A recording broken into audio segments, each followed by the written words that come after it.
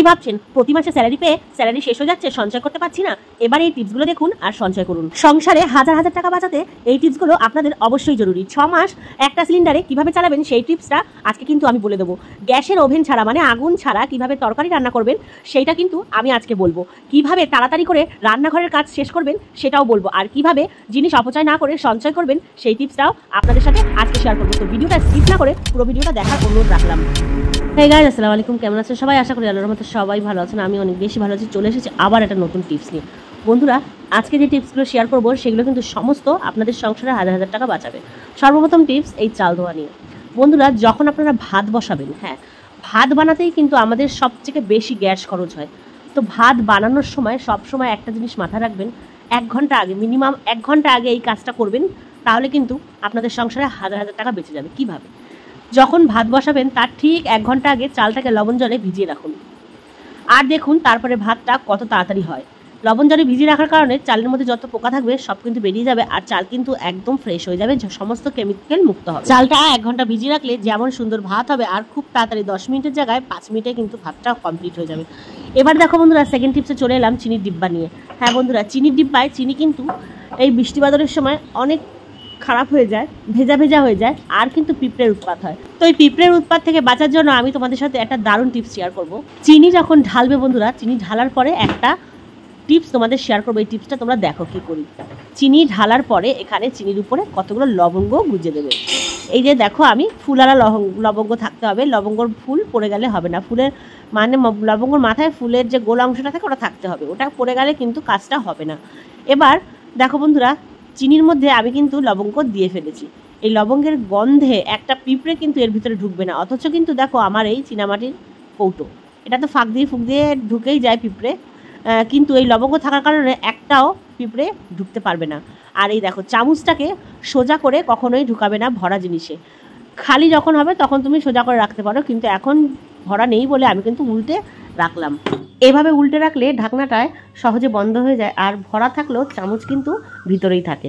তো বন্ধুরা, এরপরে চলে যাই তোমাদেরকে সেকেন্ড টিপস শেয়ার করতে। এই বর্ষা বাদলের দিনে নুন কিন্তু বন্ধুরা ভিজে যায়, দেখবে নুন ভিজে যায় আর নুনের মধ্যে জড়াতো ভাব আসে। তো নুন কিভাবে সতেজ রাখবে সেইটা কিন্তু একটা তোমাদের টিপস আমি বলবো। নুনের মধ্যে শুকনো লঙ্কা রাখলে নুনের যত জড়তা ভাব সব কিন্তু শুকনো লঙ্কা টেনে নেবে বন্ধুরা। আর নুন কখনোই ভিজবে না। তোমরা এই টিপসটা অবশ্যই ফলো করবে।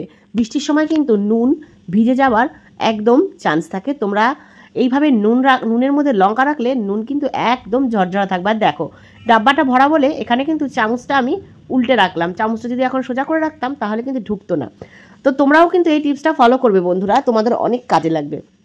এরপরে চলে এলাম চা পাতা। বন্ধুরা, চা পাতা অনেক দিন ভালো থাকবে কিভাবে, সেইটাই টিপস। দেখো, আমার চা পাতাটা শেষ হয়ে গেছে, তবুও আমি তোমাদেরকে দেখাচ্ছি। চা পাতা আনতে হবে, মাসকাবাড়ি সবদাই সবই আনতে হবে।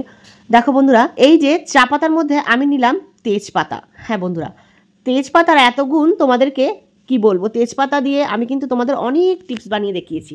চা পাতার মধ্যে তেজপাতা দিয়ে দিলে দুটো ফায়দা। এক তো তেজপাতার মধ্যে একটা আলাদা এনার্জি আছে যেটা শরীরের জন্য খুব ভালো।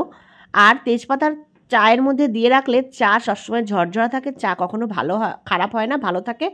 আর তেজপাতা দিয়ে চা খেলে শরীরে একটা আলাদা এনার্জি পাবে বন্ধুরা। এই টিপসটা ফলো করো, তোমরা দেখবে শরীরে এনার্জিটা এমনিই পাবে। এরপরে দেখো বন্ধুরা, আচারে অনেক সময় তেল শুকিয়ে যায়। তো আমরা কি করি, ডাইরেক্ট তেল দিয়ে দিই না বন্ধুরা। ডাইরেক্ট তেলের সাথে সামান্য নুন মিক্স করে দেবে বন্ধুরা। দেওয়ার পরে এইভাবে ঝাঁকিয়ে তোমরা রেখে দাও, রোদ্দুরে না দিলেও চলবে। বন্ধুরা, আমি যে টিপসগুলো তোমাদেরকে বলি সেগুলো আমি নিজে ব্যবহার করে তোমাদের সাথে শেয়ার করি। এরপরে চলে আসবো বন্ধুরা, যে টিপসটাই সেটা তোমাদের অনেক শরীরের রোগ থেকে দূর করবে। হ্যাঁ দেখো, আমরা যে কোনো সময় পকোড়া বানাই। এবার পকোড়া বানানোর পরে আমরা কিন্তু এই মেজারমেন্টটা করতে পারি না যে কতটা পকোড়ায় আমরা কতটা বেসন নেব। আমি এখানে বেসনের সাথে চালের গুঁড়ো নেব। হ্যাঁ বন্ধুরা, আমি যদি 5 চামচ, ধরো 250 গ্রাম আমি বেসন নিলাম, তো আমি 200 গ্রাম চালের গুঁড়ো দেবো বন্ধুরা। এই চালের গুঁড়োর সাথে মিক্স করে বেসনে কোনো পকোড়া তোমরা বানাবে, খেতে তো যেমন স্বাদ হবে, তেমন টেস্ট হবে, তেমন মচমচা হবে।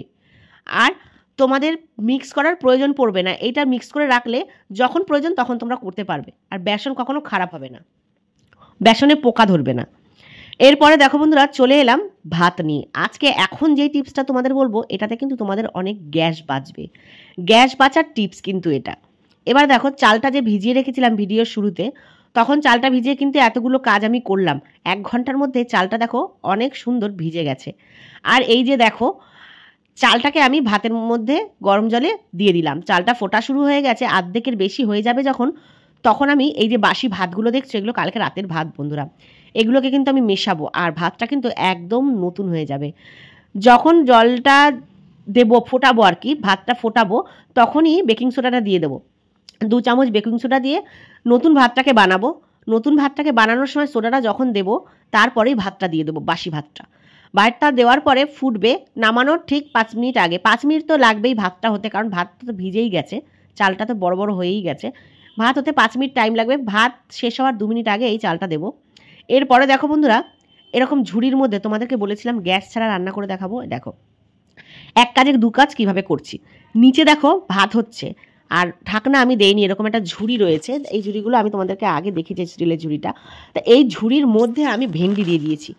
আর এমন ঢাকনা ব্যবহার করব যাতে বাষ্প বাইরে দিয়ে না বেরোয়। তা এই বাটিটা দেওয়ার পরে কিন্তু বাষ্পটা আর বাইরে বেরোচ্ছে না, এই স্টিমে কিন্তু আমার ভেন্ডিটা সিদ্ধ হয়ে যাবে। তোমরা এইভাবে যে কোনো ভর্তা বানাও, যে ভাতে সিদ্ধ দাও, করলা, কাঁচকলা, টমেটো, বেগুন, তারপরে মানে সিদ্ধ দেওয়ার খাবারগুলো যেগুলো খাও সেগুলো ভাতে সিদ্ধ না দিয়ে এরকমভাবে সিদ্ধ দিতে পারো। অনেক সময় কাঁচকলা বা কচু ভাতে সিদ্ধ দিলে না বন্ধুরা ভাতটা দেবে কালো হয়ে যায়, তাই এগুলো এইভাবে সিদ্ধ দেবে, তাহলে ভাত কিন্তু কালো হবে না, তোমাদের গ্যাসের সেভিংসটাও কিন্তু হবে। আমি এইভাবেই সিদ্ধ করে থাকি। ডিমও কিন্তু বন্ধুরা আমি এইভাবে সিদ্ধ করি, তোমরা এইভাবে ডিম সিদ্ধ করে দেখবে, ডিমও কিন্তু সিদ্ধ হয় ভালো। আর ভাতের মধ্যে ডিম সিদ্ধ করলে ডিমটা যখন আমরা ভাত থেকে বার করি, ডিমের গায়ে কিন্তু অনেকটা ভাত লেগে থাকে, আমাদের ভাতগুলো কিন্তু ওয়েস্ট হয়, ধুয়ে ফেলে দিতে হয়, তো ডিমেও কিন্তু অনেকগুলো ভাত বেরিয়ে যায়। তো ডিম যে কোনো ভর্তা যে কোনো খাবার সিদ্ধ করার সময় তোমরা এই টিপসটা কিন্তু ফলো করে নিজেদেরকে গ্যাস বাঁচাতে পারো আর অপচয়ের থেকে বাঁচতে পারো। তো এটা কিন্তু আজকে আমাদের টিপস মানে ভিডিওর সেরা টিপস ছিল। তখন সিদ্ধ করার থাকবে না, ভাতের হাঁড়ির উপরে একটা বাটিতে করে জল বসিয়ে দাও, ভাতের হাঁড়ির তাপে জলটা গরম হয়ে যাবে আর সেই জল দিয়ে ডাল বা তরকারি করে নিতে পারবে। তাহলে কিন্তু আলাদা করে জল গরম করতে হবে না। আর গরম তরকারি ভাতের মধ্যে বা তরকারি যে কোনো তরকারির মধ্যে গরম জল দিলে তাড়াতাড়ি তরকারিটা সিদ্ধ হয়। দেখো বন্ধুরা ভাতটা তো খুব সুন্দর ঝরঝরা লাগছে, দেখো এরপরে দেখো ভেন্ডিটা কত সুন্দর সিদ্ধ হয়েছে বন্ধুরা, কত সুন্দর দেখো, উনুন ছাড়া ভাপা, এটাকে ভেন্ডি ভাপা করেছি, দেখো সিদ্ধ ভাপা সিদ্ধ কত সুন্দরভাবে সিদ্ধ করেছি। আর এই ভাপা সিদ্ধটা খেলে কিন্তু শরীরের কোনো ক্ষতি হবে না। আর দেখো এটা যদি আমি ভাতে দিতাম না বন্ধুরা, তাহলে কিন্তু এই ভেন্ডিটা ভাতের মধ্যে পুরো মাখামাখি হয়ে যেত, একদম বাজে ব্যাপার একটা হতো।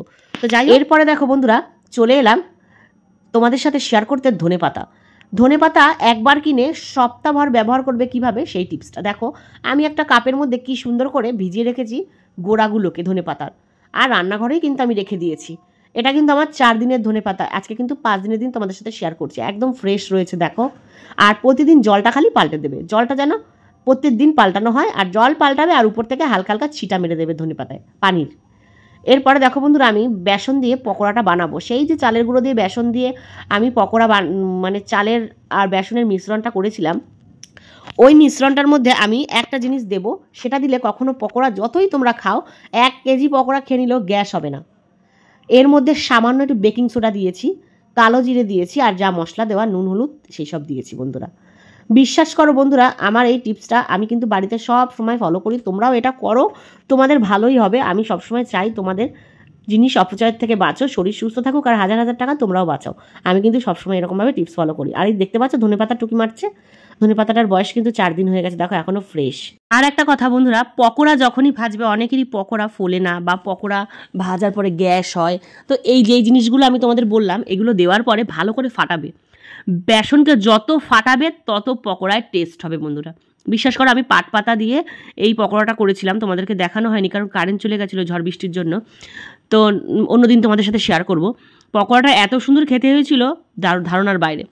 এরপরে দেখো বন্ধুরা নিয়ে এসেছি পাঙাশ মাছ।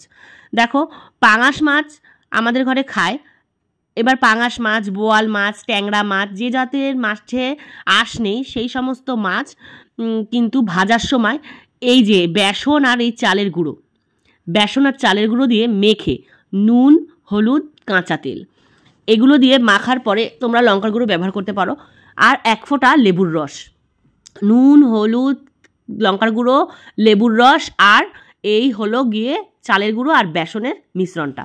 এই কটা দিয়ে বন্ধুরা মেখে মাছ ভাজবে, তাহলে মাছ ফুটবে না, আর পাঙাশ মাছের যে গন্ধ সেই গন্ধও থাকবে না। অনেকে বোয়াল মাছও খেতে চাও না, বোয়াল মাছও রান্না করার সময় এইভাবে লেবু আর এই সমস্ত দিয়ে মেখে রান্না করো, গন্ধ পাবে না। ভিডিও ভালো লাগলে অবশ্যই লাইক কমেন্ট করে পাশে থাকবে। যারা যারা নতুন বন্ধু হয়েছো রেগুলার ভিডিও দেখার চেষ্টা করবে। আল্লাহ হাফিজ।